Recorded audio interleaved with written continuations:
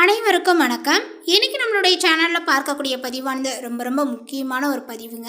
இன்னைக்கு நம்ம எதை பற்றி பார்க்க போகிறோம் அப்படின்னா, இந்த கிராம்பை கொண்டு ஒரு 3 பரிகாரத்தை நம்ம செய்ய போகிறோங்க. இந்த பரிகாரத்தை பார்த்திங்கன்னா எப்படி செய்யணும், எந்த நாளில் செய்யணும் அப்படிங்கிற ஒரு முறையை பற்றி தான் நம்ம இதில் பார்க்க இருக்கோம். பதிவை தொடர்ந்து பாருங்கள். இந்த ஒரு பரிகாரத்தின் மூலமாக பார்த்திங்கன்னா நமக்கு என்ன மாதிரியான ஒரு பலன்கள்லாம் கிடைக்கும் அப்படிங்கிறது குறித்து எல்லா விஷயத்தையுமே டீட்டெயிலாக பார்த்து தெரிந்து கொள்ளலாம். இந்த வீடியோவை பார்க்கறதுக்கு முன்னாடி நம்மளுடைய சேனலை இப்போ தான் ஃபர்ஸ்ட் டைம் நீங்கள் விசிட் பண்ணுறீங்க அப்படின்னா, நம்மளுடைய சேனலை என்ன சப்ஸ்கிரைப் பண்ணாமலே இருப்பீங்க, முதல்ல சப்ஸ்கிரைப் பண்ணிவிடுங்க. அப்படியே கூட இருக்க அந்த பெல் ஐக்கானையும் பார்த்திங்கன்னா கிளிக் பண்ணி வச்சுக்கோங்க. அப்போ தான் நம்மளுடைய சேனலில் கொடுக்கக்கூடிய அனைத்து தகவலுமே உங்களுக்கு நோட்டிஃபிகேஷனாக வரும். அதையும் நீங்கள் பார்த்து பயனடையலாம். பொதுவாகவே நம்மளுடைய வீட்டில் கிராம்பு இருந்தது அப்படின்னா, அந்த கிராம்பு மகாலட்சுமியினுடைய அம்சம் அப்படின்னு நம்ம சொல்லுவோம். ஏன்னா கிராம்பு ஒரு வாசனை பொருள் மட்டும் கிடையாது, இது ஒரு மிகப்பெரிய வசிய சக்தி கொண்ட ஒரு பொருள் அப்படின்னு தாங்க சொல்லணும். இந்த கிராம்பை வச்சு நம்ம செய்ய வேண்டிய வழிபாடுகள் பார்த்திங்கன்னா கண்டிப்பாக நமக்கு ஒரு 75% பிரச்சனைகளை தீர்த்து வைக்கும் அப்படின்னு தாங்க சொல்லணும். இது முற்றிலும் உண்மையானது. குறிப்பாக உங்களுடைய வீட்டில் கணவன் மனைவிக்குள்ளே ஏதாவது பார்த்திங்கன்னா சண்டை சச்சரவுகள் இருக்குது, இல்லைனா பிரிந்த உறவுகள் ஒன்று சேரணும் அப்படின்னா இந்த கிராம்பு வழிபாட்டை தாராளமாக செய்யலாம். இதை பார்த்திங்கன்னா எப்படி செய்யணும் அப்படிங்கிற வரையறையை நான் உங்களுக்கு சொல்கிறேங்க. கரெக்டாக அதன்படி பார்த்திங்கன்னா சரியாக செய்யுங்க. முதல் பரிகாரமாக பார்த்திங்கன்னா பிரிந்த உறவுகள் ஒன்று சேர்வதற்கான பரிகாரம். ஒன்று சேர இதற்கு பார்த்திங்கன்னா ஒரு முழுமையான கிராம்பு எடுத்துக்கோங்க. இந்த பரிகாரத்தை, அதாவது எந்த ஒரு உறவும் பார்த்திங்கன்னா பிரிந்துருச்சு, அது மீண்டும் பார்த்திங்கன்னா ஒன்று சேரணும் அப்படின்னு நீங்கள் நினச்சின்னா கிராம்பை கொண்டு பார்த்திங்கன்னா இந்த பரிகாரத்தை செய்யுங்க. அதுக்கு பார்த்திங்கன்னா ஒரு முழுமையான கிராம்பு எடுத்துக்கோங்க.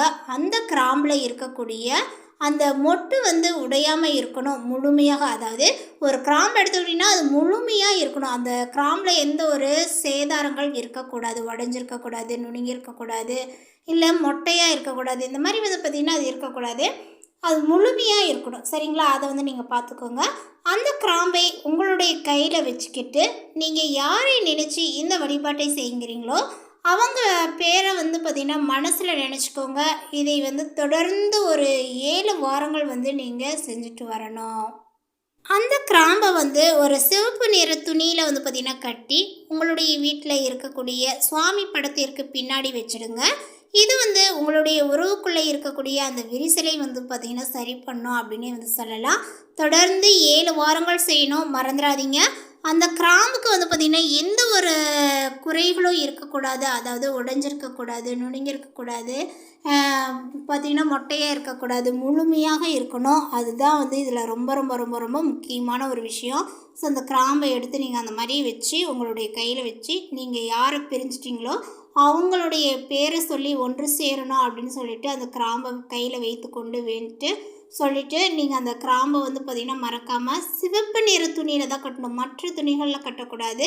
சிவப்பு நிறத்தால் ஆன துணியில் கட்டி உங்களுடைய பூஜை அறையில் இருக்கக்கூடிய சுவாமி படத்திற்கு பின்புறமாக வைக்க வேண்டும்.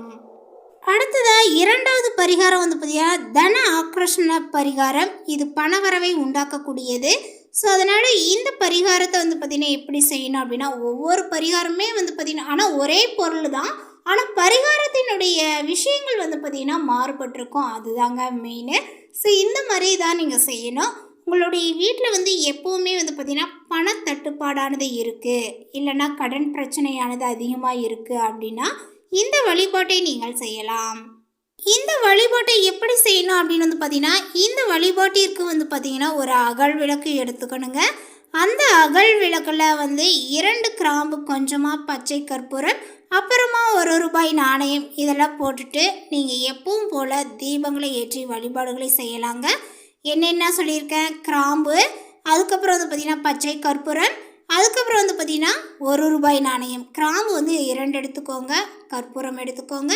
இதில் 3 பொருள் சேர்த்துருக்கோம். சரிங்களா? கிராம்பு, பச்சை கற்பூரம், அதுக்கப்புறம் ரூபாய் நாணயங்கள். இதை வச்சு நம்ம தீபங்களை ஏற்றி வழிபாடுகளை செய்யணுங்க. இதை தொடர்ந்து பார்த்திங்கன்னா எத்தனை நாட்கள் செய்யணும் அப்படின்னா அது 7 நாட்கள். இது பார்த்திங்கன்னா 11 நாட்கள் வந்து செய்யணுங்க. இதை வந்து தொடர்ந்து 11 நாட்கள், அதுவும் வந்து பார்த்திங்கன்னா முக்கியமாக எந்த நேரத்தில் செய்யணுன்னா இரவு நேரத்தில் வந்து நீங்கள் செஞ்சுட்டு வரணுங்க.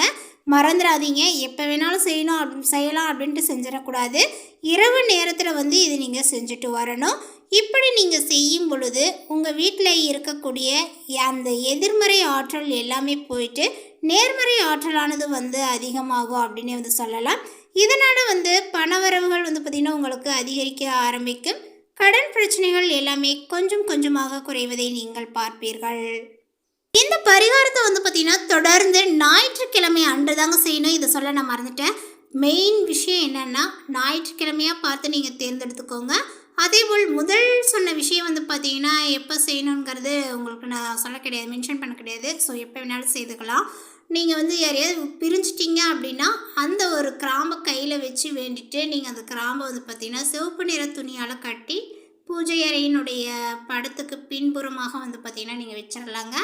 அதேபோல் வந்து பார்த்திங்கன்னா நெக்ஸ்ட்டு சொன்ன ஒரு விஷயம் என்னென்னா ஞாயிற்றுக்கிழமை, அதுவும் மெயினாக வந்து பார்த்திங்கன்னா கண் திருஷ்டியை போக்கக்கூடிய ஒரு நாள் கூட இந்த ஞாயிற்றுக்கிழமையை நம்ம எடுத்துக்கலாம்.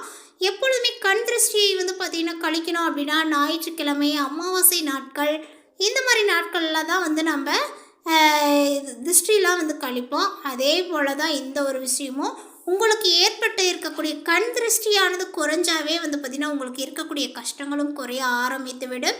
அதுவும் ஒரு காரணம் தான். ஸோ வந்து பார்த்திங்கன்னா நீங்கள் ஞாயிற்றுக்கிழமை அன்று இரவு நேரங்களில் இந்த பரிகாரத்தை செய்வது ரொம்ப சிறந்தது. பொதுவாகவே கிராம்புக்கு வந்து பார்த்திங்கன்னா கெட்ட சக்திகளை விரட்டக்கூடிய குணம் வந்து ரொம்பவே அதிகமாக இருக்குது. அதனால தான் நம்ம வந்து சாமி கும்பிடும்போது இல்லைனா ஏதாவது விசேஷங்களில் வந்து கிராம்பை வந்து பயன்படுத்துகின்றோம். இந்த எளிமையான கிராம்பு வழிபாட்டை உங்களுடைய வீட்டிலையும் செஞ்சு நீங்கள் பார்க்கலாம். உங்களுடைய வாழ்க்கையில் இருக்கக்கூடிய அந்த 75% பிரச்சனைகள் வந்து கண்டிப்பாக தீரும் அப்படின்னு தாங்க சொல்லணும். நம்பிக்கையோடு இந்த ஒரு பரிகாரத்தை செய்து பலன் அடைந்து கொள்ளுங்கள். எந்த ஒரு விஷயம் செய்கிறதாக இருந்தாலும், இந்த விஷயத்துக்குன்னு கிடையாது, எந்த ஒரு விஷயத்தை நீங்கள் செய்தாலும் உங்களுடைய முழு மனதோடு செய்வது தான் வெற்றியை கொடுக்கும். ஸோ அதனால் நம்பிக்கையோடும் மன உறுதியோடும் வந்து பார்த்திங்கன்னா இந்த பரிகாரத்தை வந்து செய்யுங்க. முழுமையான பலன்கள் கண்டிப்பாக உங்களுக்கு வந்தடையும். பிரிந்தவர்களும் ஒன்று சேர்வீர்கள். அதே போல் உங்களுக்கு இருக்கக்கூடிய கடன் சுமைகளும் வந்து பார்த்திங்கன்னா குறைந்து நிம்மதியான ஒரு வாழ்க்கையை நீங்கள் வாழலாம். அதேபோல் செல்வ செழிப்புக்கான ஒரு உண்டான ஒரு விஷயங்களும் வந்து பார்த்திங்கன்னா உங்களுக்கு நடக்க ஆரம்பிச்சிடும். இந்த கிராம்பிற்கு அந்த அளவிற்கு வந்து பார்த்திங்கன்னா சக்திகளானது உண்டு. ஸோ இந்த கிராம்பை கொண்டு வந்து பார்த்திங்கன்னா சமையலுக்கு மட்டும் பயன்படுத்துவது மட்டும் கிடையாதுங்க.